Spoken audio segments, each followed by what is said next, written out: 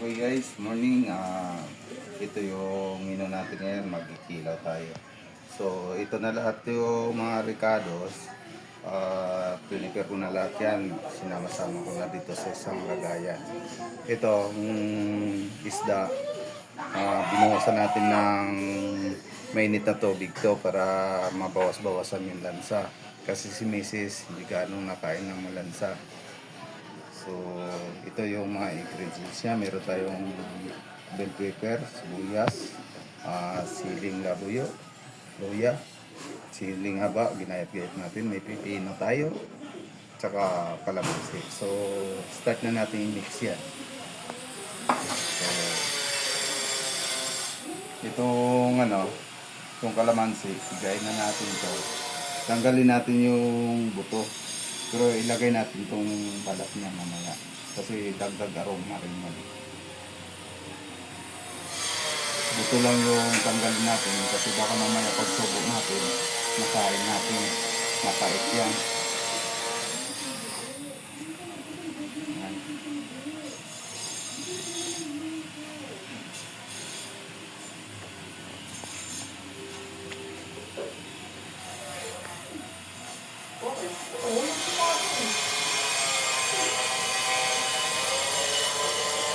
Pakilawin kasi guys, kailangan ilagay mo rin yung balat ng kalamansi kasi para magkaroon siya ng aroma.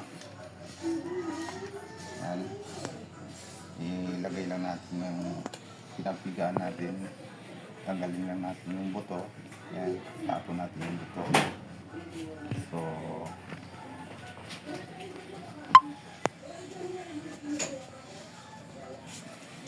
itong paminta natin, lagay na rin natin yan.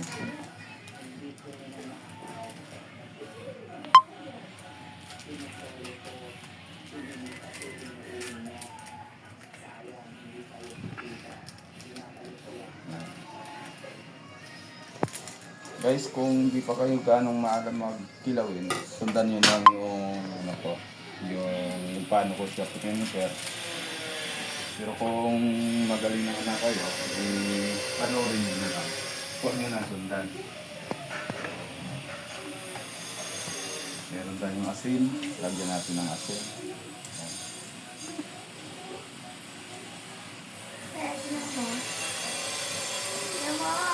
Saka lagyan din natin ng suka guys. Kasi hindi sapat yung yung kalamansi lang.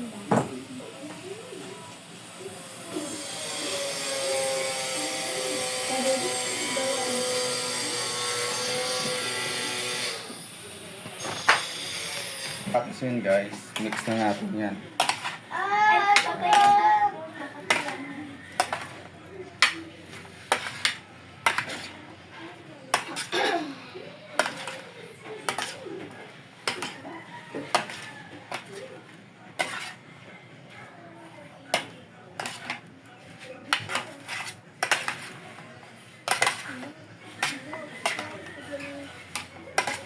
Ganyan guys.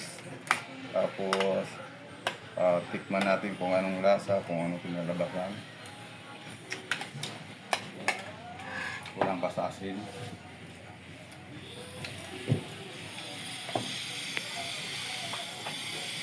Suka.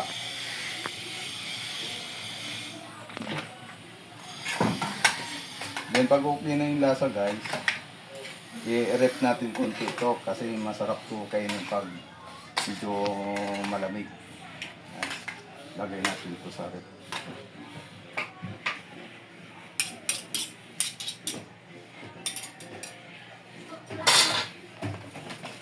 Okay na guys, finished product.